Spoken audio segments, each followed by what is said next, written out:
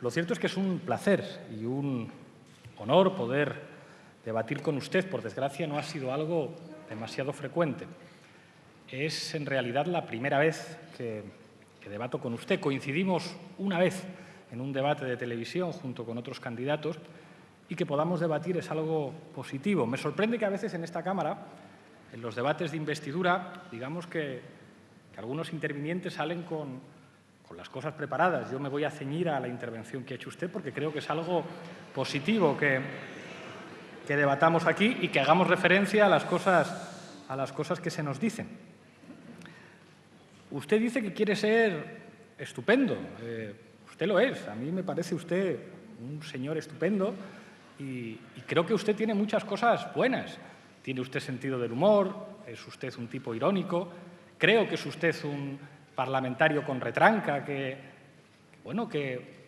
atrae nuestra atención cuando se sube a la tribuna y que es interesante debatir con usted.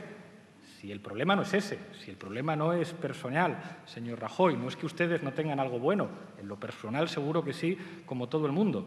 El problema son los resultados de su gobierno, de sus gobiernos. Y estará usted de acuerdo conmigo que razones para ser autocríticos ustedes tienen que tener.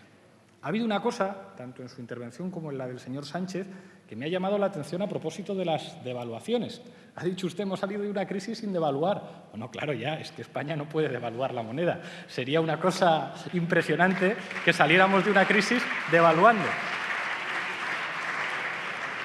Del mismo modo que el señor Sánchez decía que hay que implementar políticas monetarias interesantes. Ya, lo que pasa es que eso no depende de nuestro país, depende básicamente del Banco Central Europeo. Está bien debatir de estas cosas.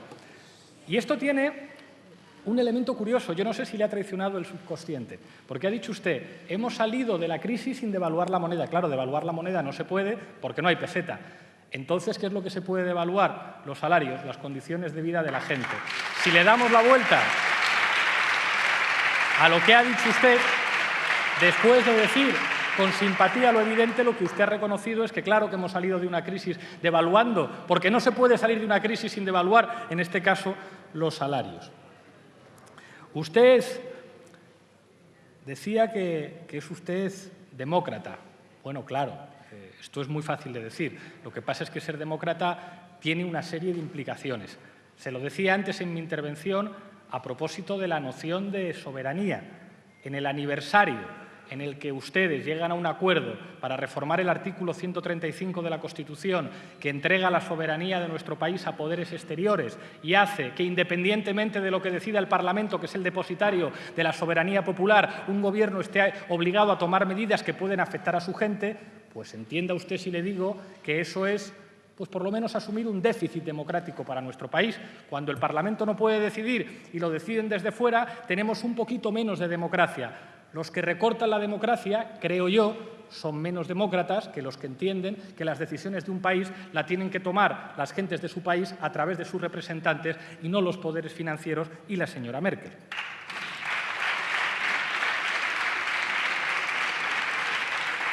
Creo que ha sido usted imprudente al hablar de la obligatoriedad de determinados símbolos.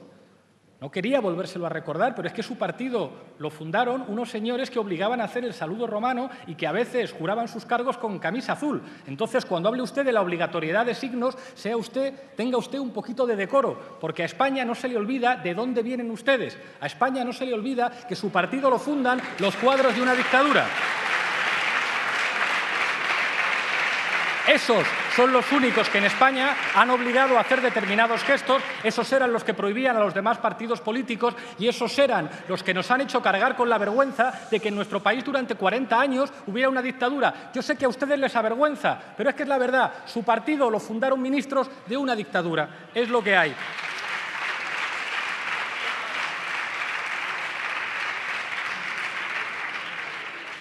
La gente. Si el problema aquí no es ¿a quién le vota cada uno? Si a usted le vota a mucha gente, como a nosotros también. El problema es las medidas que uno decide y si esas medidas están cerca de la gente o no están cerca de la gente. Ha dicho una cosa que me ha sorprendido usted. Ha dicho, a mí el IBEX 35 no me presiona y no me pone un piso. Pues, hombre, a lo mejor a usted de momento no, pero al señor Aznar, a la señora Salgado, al señor Felipe González, un piso no, pero un puesto en su consejo de administración sí que los ha reservado. De Unidos Podemos y de las confluencias no hay nadie que se sienta en un consejo de administración. ¿Sabe por qué? Porque a nosotros no nos presionan ni nos ofrecen puestos en consejos de administración.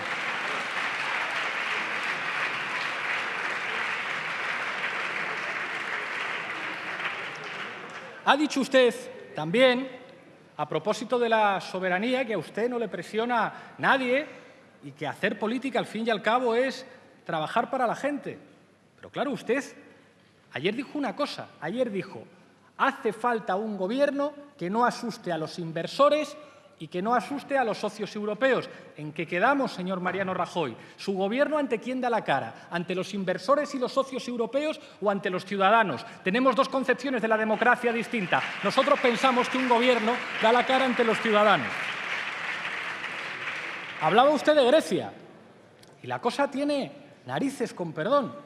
Resulta que, como consecuencia de la gestión de su partido hermano en Grecia, Nueva Democracia, donde el señor Lucas Papademos, como al parecer hizo Montoro también, falseaba la contabilidad, resulta que convierten a un país de la Unión Europea en un protectorado y usted lo celebra. Un país que no tiene capacidad para tomar decisiones políticas y usted está encantadísimo de que su partido hermano allí destroce la economía griega, que lo conviertan en un protectorado, que es una humillación para el espíritu europeo, y usted presume y saca pecho, diciendo no, si al fin y al cabo en Europa tenemos que hacer lo que nos dicen desde Alemania o nos convertimos en un protectorado. Pues eso, señor Mariano Rajoy, es incompatible con ser demócrata y con defender la soberanía.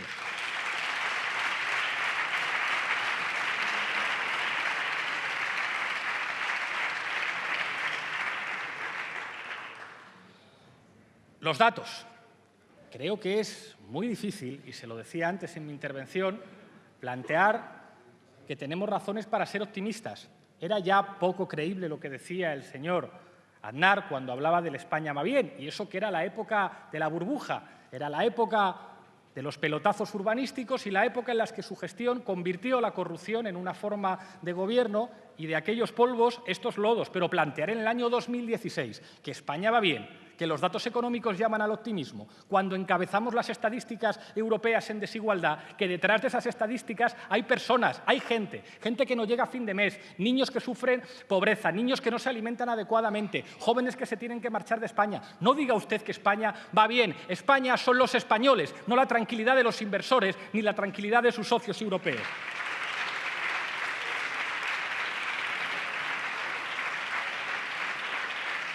Ha dado usted un dato, que es los datos de consumo, que esto es un poco como lo de la devaluación, que no depende de usted. Claro, cuando resulta que la relación euro-dólar cambia, cuando los precios del petróleo cambian y cuando, además, los últimos meses de su gestión ustedes empiezan a hacer lo que algunos decimos que hay que hacer, políticas más expansivas, aflojar un poco más, entonces hay algunos datos del consumo que llaman al optimismo. Pero a partir de lo contrario a lo que hacen ustedes. Si ustedes reducen los salarios, si ustedes aumentan la precariedad laboral, ¿cómo va a aumentar el consumo? Usted dirá, no, nuestras reformas laborales no han contribuido a disminuir la capacidad negociadora de los trabajadores, sus salarios y sus condiciones. Entonces, ¿por qué les hicieron una huelga general? A ustedes y a ustedes, a los dos huelgas generales por sus reformas laborales. Eso lo hacen los trabajadores porque sus reformas impiden su capacidad negociadora, disminuyen los salarios y aumentan la precariedad. Y eso se traduce en menos consumo, señor Mariano Rajoy.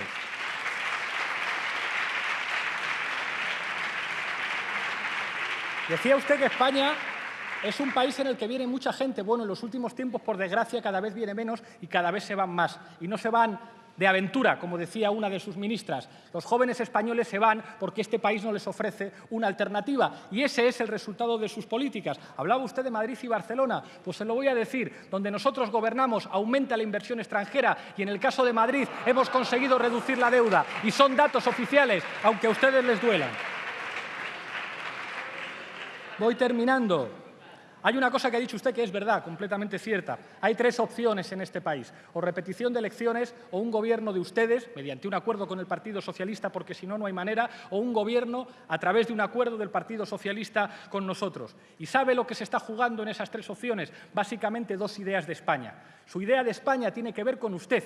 Es impresionante. Usted ha dicho que cuando yo critico a su partido y a su gobierno estoy criticando a España. España no es usted, España no es su gobierno, España es la gente, no son los inversores, no son los socios europeos. Para nosotros, que somos una fuerza política, les recuerdo, de ámbito estatal, con resultados electorales importantes en todo el territorio. Es muy difícil plantear un proyecto colectivo, un proyecto de hermandad, cuando se es una fuerza política subalterna, como son ustedes en Cataluña y como son ustedes en el País Vasco. Yo le digo, nuestra idea de España es con sus pueblos y con sus gentes dentro, porque este país es la gente que compone este país, no son las banderas que llevan algunos en la pulsera mientras tienen cuentas en Suiza o en Andorra. Esa es la diferencia de la idea de España que nosotros tenemos. Para nosotros España son sus pueblos y sus gentes.